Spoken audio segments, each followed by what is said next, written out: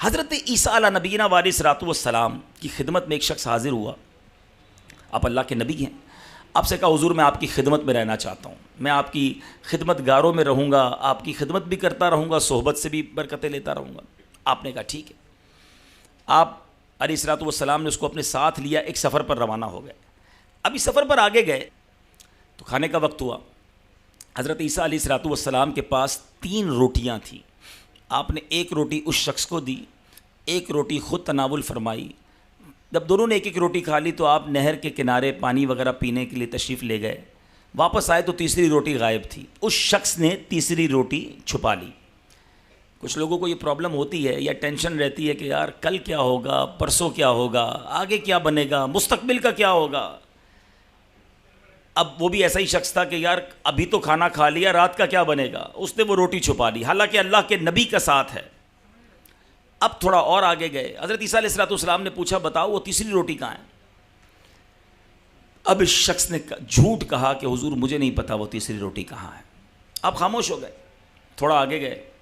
ایک ہرنی جا رہی تھی, اس کے بچے بھی ساتھ تھے. آپ نے ایک ہرنی کے بچے کو اشارہ کیا, بچہ خود ہی چلتا ہوا آپ کے پاس آ گیا. آپ نے ذبح کیا, اس کو بھونا, اس کے گوشت کو دونوں نے مل کر کھایا. ہڈیاں جو بچ گئیں آپ نے اس ہڈیوں کو جمع کیا اور ارشاد فرمایا قم باذن اللہ, اللہ کے حکم سے کھڑی ہو جا. اللہ کے نبی کی زبان سے الفاظ نکلنے تھے, وہ ہرنی دوبارہ کھڑی ہو گئی. آپ نے اس شخص سے کہا جس رب نے مجھے یہ معجزات دکھانے کی طاقت اور قوت عطا کی ہے, میں تجھے اس کی قسم دیتا ہوں, بتا تیسری روٹی کہاں گئی. وہ شخص کہتا ہے حضرت ایک جھوٹ بول دے نا انسان, پھر اس کو بچانے کے لیے کئی جھوٹ بولنے پڑتے ہیں. پہلی باری میں سچ کہہ دے تو ہر بار آسانی رہتی ہے. کبھی ایک بار جھوٹ بولا ہوگا, اب اگلے کوسچن پر دوسرا جھوٹ بولنا پڑے گا, تیسرے پر تیسرا جھوٹ, کیونکہ پہلی فائل ہی غلط کھول دی نا. کہتا حضور مجھے نہیں پتا تیسری روٹی کہاں گئی. آپ اور آگے گئے. نہر آ گئی سامنے, کوئی کشتی نہیں تھی. آپ نے اس شخص کا ہاتھ پکڑا اور اللہ کا نام لیا اور نہر سے چلتے ہوئے پوری نہر کو کراس کر لیا. پھر معجزہ دکھایا. آپ نے کہا دیکھو جس رب نے مجھے یہ معجزہ دکھانے کی طاقت بخشی, تجھے اسی رب کا واسطہ قسم دے کر پوچھتا ہوں, بتا تیسری روٹی کہاں ہے. کہتا ہے حضرت مجھے نہیں پتا کہاں ہے. جھوٹ, جھوٹ پر جھوٹ. اچھا تھوڑا اور آگے گئے. اللہ کے نبی ہیں نا, ان کی تو حکمتیں, ان کا انداز, ان کی فراست. اب آپ نے مٹی کا ایک ڈھیر بنایا. حضرت عیسیٰ علیہ الصلوۃ والسلام نے دعا کی اللہ کی بارگاہ میں, وہ مٹی کا ڈھیر سونے کا ڈھیر بن گیا. اچھا آپ نے اس کے 3 حصے کیے, سونے کے ڈھیر کے 3 حصے کیے. کہا ایک تیرا, ایک میرا, تیسرا اس کا جس کے پاس تیسری روٹی ہے. ہاں پہلے ہی بندہ لالچی تھا, روٹی پر لالچ کر رہا تھا, ادھر تو سونے کی باقاعدہ ڈلی مل رہی تھی. کہا حضور میرے پاس ہی تیسری روٹی ہے. آ گیا باہر نا, سچ باہر آیا. آپ نے کہا یہ سونا بھی تجھے ہی مبارک, اب جھوٹے کے ساتھ کیا رہنا ہے. آپ نے سونا اس کو دیا, اس کو الگ کر دیا اور آپ چلے گئے, تشریف لے گئے. اب اس کہانی کا ایک دوسرا رخ, یہ کہانی بڑی بڑی کتابوں میں لکھی. یہ واقعہ حضرت عیسیٰ کی لائف میں ہوا تھا, آپ کی زندگی حیات طیبہ میں ہوا. اب وہ شخص بڑا خوش کہ مجھے اتنا سارا گولڈ مل گیا, خیالی پلاؤ بنانے لگا ہوگا. ابھی یہ آگے جا رہا تھا تو 2 بندوں نے پکڑ لیا اس کو, اور وہ تھے چور, ڈاکو. چیک کیا تو اس کے پاس سونا. کہا چلو بھائی اب تو اس کو مار دو, سونا سارا ہم لے لیتے ہیں. وہ شخص کہتا ہے مجھے مارو نہیں, اتنا سارا سونا ہے, قتل کا اپنے اوپر جو ہے وہ الزام بھی لوگے, سونا تم دونوں آدھا آدھا بانٹو گے, ایسا کرتے 3 بندے بانٹ لیتے ہیں, مجھے بھی چھوڑ دو اور مل کر کھا لیتے ہیں. ان کو بھی سمجھ آ گئی بات کہ 50% کی جگہ 33% تو مل ہی جائے گا نا, کیوں قتل کریں. تینوں نے آپس میں اس کو ڈسٹریبیوٹ کر لیا. اب خیال آیا کہ بھوک لگی ہے, کھانا کھاتے ہیں. ایک تینوں میں سے ایک کو تھوڑا سا سونا دیا کہ جاؤ اس کو بازار میں بیچ کے اچھی سی روٹی مضبوط کھانا لے کر آؤ, سب مل کے انجوائے کرتے ہیں, کھانا کھاتے ہیں. وہ کھانا لینے گیا, سارے لالچی تھے, سارے جس کو آپ کہیں دنیا ہی کی ہوس تھی.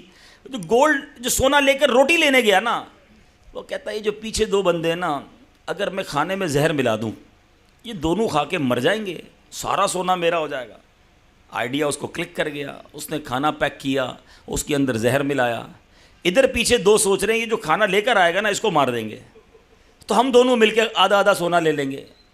ایک کے بعد ایک بیڈ پلان, ایک کے بعد ایک لالچ. اب جناب یہاں بھی پلان سوٹ ہو گیا, آنے دو, اس کو مار دیں گے. اب جب وہ بندہ کھانا لے کر آیا ان دونوں نے مل کر اسے مار دیا. جب اس کو مارا کہا چلو اب ذرا رج کے, تواڈی پنجابی میں کہتے ہیں رج کے کھاتے ہیں. تو جب وہ رج کے کھایا تو اس میں زہر تھا, یہ دونوں بھی مر گئے. سونا وہیں پڑا رہ گیا, لاشیں وہیں پڑی رہیں. حضرت عیسیٰ علیہ الصلوۃ والسلام کچھ دنوں کے بعد آفٹر فیو ڈیز وہیں سے گزرے, واپس آ رہے تھے, دیکھا 3 لاشیں پڑی ہیں سڑی گلی, اور وہ سونا جو آپ نے چھوڑا تھا وہ ویسے کا ویسے ہی پڑا ہے.